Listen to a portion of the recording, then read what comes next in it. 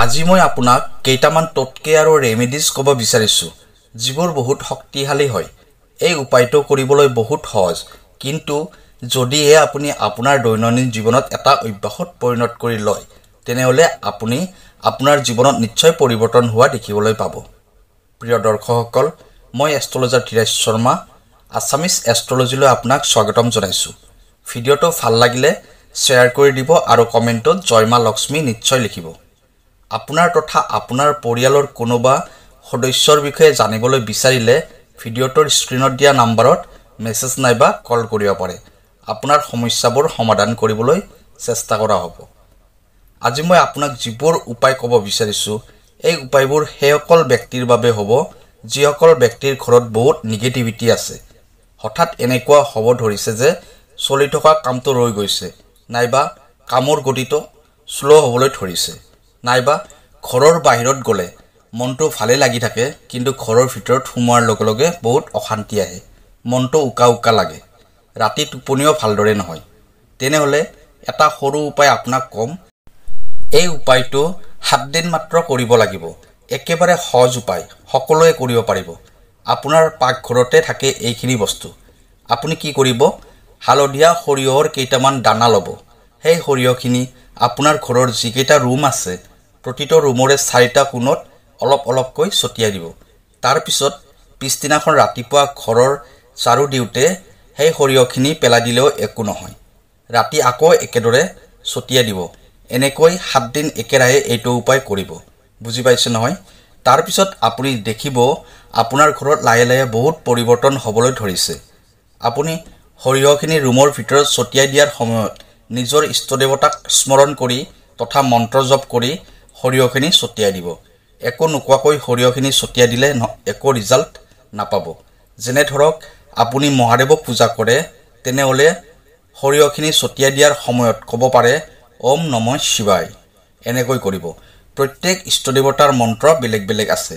এতিয়া মই আপোনাক ক'ম দ্বিতীয় উপায়টোৰ কথা। চাকৰিৰ বাবে আপুনি বহুত চেষ্টা কৰিলে কিন্তু আপুনি চাকৰি পোৱা নাই। বিজনেছ আপোনাৰ ভালদৰে চলা নাই। এনেকুৱা লাগিছে যেন কোনোবাই কিবা বাধা দি আছে। চাকৰিত প্ৰমোচনৰ ক্ষেত্ৰত সমস্যা হৈ আছে। এটা সহজ উপায় কৰিব। মাত্ৰ এবাৰেই কৰিব লাগিব, সপ্তাহৰ যিকোনো এটা বাৰত। যদি উপায়টো ৰিপিট কৰিব বিচাৰে তেনেহ'লে এসপ্তাহ পিছত আকৌ এবাৰ কৰিব পাৰিব। ঠিক আছে? কৰিব লাগিব কি, আপুনি অলপ হালধীয়া সৰিয়হ হাতত ল'ব আৰু আপোনাৰ মূৰৰ ওপৰেৰে 7 বাৰ হাতখন ঘূৰাই দিব। ক্লকৱাইজ, এণ্টি ক্লকৱাইজ, আপুনি যেনেকৈ ইচ্ছা হাতখন ঘূৰাই দিব। মাত্ৰ 7 বাৰ মূৰৰ ওপৰেৰে হাতখন ঘূৰাই দিব। তাৰপিছত ঘৰৰ পৰা বাহিৰলৈ গৈ ৰাস্তাৰ ওচৰত সৰিয়হখিনি পেলাই দিব। আপোনাৰ ঘৰৰ বাউণ্ডাৰীৰ ভিতৰত নেপেলাব, অলপ বাহিৰলৈ গৈ পেলাই আহিব। যদি আপুনি এই উপায়টো আন কাৰোবাৰ বাবে কৰিব বিচাৰে তেনেহ'লে সেই ব্যক্তিৰ মূৰৰ পৰা ভৰিলৈ 7 বাৰ ঘূৰাই দিব। তাৰপিছত বাহিৰলৈ ওলাই গৈ ৰাস্তাৰ ওচৰত পেলাই দিব। সৰিয়হখিনি বাহিৰত পেলাবলৈ যোৱা সময়ত একেবাৰে শান্ত হৈ যাব, কাৰো সৈতে কথা নাপাতিব সেইখিনি সময়ত।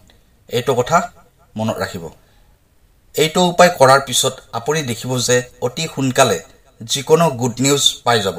আপুনি পৰিশ্ৰম নিশ্চয় কৰিব লাগিব, নিজৰ কনফিডেন্স কম হ'বলৈ নিদিব, লগতে উপায়টো কৰিব। আপুনি ৰিজাল্ট নিশ্চয় পাব। এতিয়া আপোনাক কম 3 নম্বৰ উপায়টোৰ কথা। যদি আপোনাৰ ঘৰলৈ টকা পইচা একেবাৰে নাহে, নাইবা টকা পইচা আহে কিন্তু জমা নাথাকে, উপাৰ্জন কম হয়, অদৰকাৰীভাৱে বহুত খৰচ হয়, ইলেক্ট্ৰনিক্স বস্তুবোৰ বেয়া হৈ থাকে, খৰচৰ মাত্ৰাটো আপোনাৰ বহুত হয়, টকা পইচাৰ সৈতে জড়িত যি সমস্যা আপুনি আছে তথা উপাৰ্জনৰ পৰিমাণ বহুত কম হয়, তেনেহ'লে এটা সৰু ৰেমেডি কৰিব। আপুনি কি কৰিব লাগিব, এটা সৰু পাত্ৰ ল'ব। পাত্ৰটোৰ ভিতৰত কেইটামান কৰ্পূৰ ৰাখিব, লগতে পাত্ৰটোত কেইটামান হালধীয়া সৰিয়হ ৰাখিব। এতিয়া আপুনি এই পাত্ৰটো ঘৰৰ মুখ্য দুৱাৰৰ ভিতৰৰ ফালে ৰাখিব। অলপ ছাইড কৰি ৰাখি দিব। যদি আপোনাৰ অফিচত সমস্যা হৈ আছে তেতিয়াও আপুনি ঘৰতে অফিচৰ নাম লৈ উপায়টো কৰিব পাৰে, অথবা আপুনি বেলেগ ঠাইত থাকে তেতিয়া আপোনাৰ নামত ঘৰৰ মানুহে এইটো উপায় কৰিব পাৰে। যিকোনো বাৰত আপুনি এইটো উপায় কৰিব পাৰে। ৰাতি মুখ্য দুৱাৰৰ ভিতৰৰ ফালে বস্তুখিনি ৰাখি দিব আৰু পিছদিনা ৰাতিপুৱা এইখিনি বস্তু জ্বলাই দিব। যিটো পাত্ৰত কৰ্পূৰ আৰু সৰিয়হখিনি ৰাখিছে সেইটো পাত্ৰতে জ্বলাই দিব। তাৰপিছত ৰাতি আকৌ এনেকৈ ৰাখি দিব। নেক্সট ডে মৰ্নিং জ্বলাই দিব। এনেকৈ আপুনি এইটো উপায় 3 দিন কৰিব লাগিব। এনেকৈ আপুনি উপায়টো কৰিলে নিশ্চয় পৰিৱৰ্তন দেখিবলৈ পাব। যদি আপুনি বিচাৰে যে আপোনাৰ কামবোৰ সফল হওক, য'তে আপুনি যায় তাত যাতে মান সন্মানবোৰ পায়, এনেকুৱা ক্ষেত্ৰত এটা সৰু উপায় ক'ব বিচাৰিছোঁ। আপুনি এটা সৰু পাউচ ল'ব। সেই পাউচটোৰ ভিতৰত কৰ্পূৰৰ কেইটামান টুকুৰা ভৰাই দিব, লগতে অলপ হালধীয়া সৰিয়হ আৰু 2টা লং ভৰাই দিব।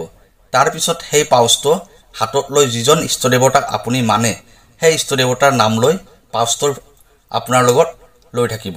যেতিয়া আপোনাৰ কামটোত সফল হ'ব, 4 দিন পিছত নাইবা এসপ্তাহ পিছত সেই পাউচটো যিকোনো এজোপা গছৰ তলত থৈ আহিব। এইদৰে আপুনি উপায়টো কৰিব। এতিয়া আপোনাক ক'ব বিচাৰিছোঁ শেষ উপায়টো। যদি পতি পত্নীৰ মাজত সদায় মতভেদ হৈ থাকে, কাজিয়া পেচাল হৈ থাকে, তেতিয়া আপুনি কি কৰিব? অলপ হালধীয়া সৰিয়হ ল'ব আৰু অলপ কৰ্পূৰ ল'ব। 2টা পাত্ৰত ল'ব। এনেকৈ 2টা পাত্ৰতে সৰিয়হ আৰু কৰ্পূৰ ল'ব। তাৰপিছত আপোনাৰ বিচনাৰ ছাইডত ৰাখিব। কেনেকৈ ৰাখিব? এটা পাত্ৰ আপুনি শোৱাৰ ছাইডত ৰাখিব, আনটো পাত্ৰ আপোনাৰ স্বামী শোৱা ছাইডত ৰাখিব। পালেঙৰ তলতো ৰাখিব পাৰে, নাইবা পালেঙৰ ওচৰত ৰাখি দিলেও হ'ব। আৰু পাত্ৰ 2টা খোলাকৈ ৰাখিব। আপুনি এইটো উপায় বৃহস্পতিবাৰে ৰাতি কৰিব। শুক্ৰবাৰে ৰাতিপুৱা 2টা পাত্ৰৰ বস্তুখিনি জ্বলাই দিব। আকৌ নেক্সট উইক এইটো ৰিপিট কৰিব। বৃহস্পতিবাৰে ৰাতি ৰাখি দিব, শুক্ৰবাৰে ৰাতিপুৱা জ্বলাই দিব। একেবাৰে চিম্পুল উপায়, পইচাও বেছি খৰচ নহয় এইটো উপায় কৰিলে।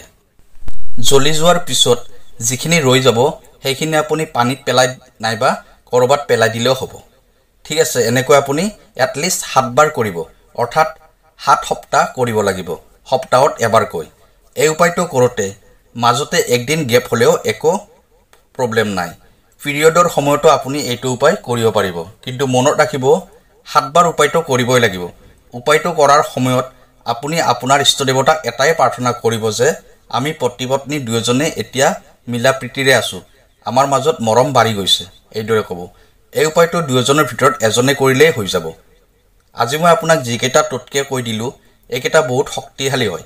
ৰেমিডিজ আৰু টোটকাৰ মাজত অলপ পাৰ্থক্য আছে। টোটকা তেতিয়া কৰা হয় যেতিয়া ৰেমিডিজে একো কাম নিদিয়ে। টোটকা যদি আপুনি সম্পূৰ্ণ বিশ্বাসেৰে কৰে, কাকো নজনোৱাকৈ মনে মনে কৰে, তেতিয়া এই টোটকাই বহুত সোনকালে কাম কৰিবলৈ আৰম্ভ কৰি দিয়ে। এই উপায়কেইটা কৰি কেনেকুৱা ৰিজাল্ট পালে ফিডবেক নিশ্চয় আমাক দিব।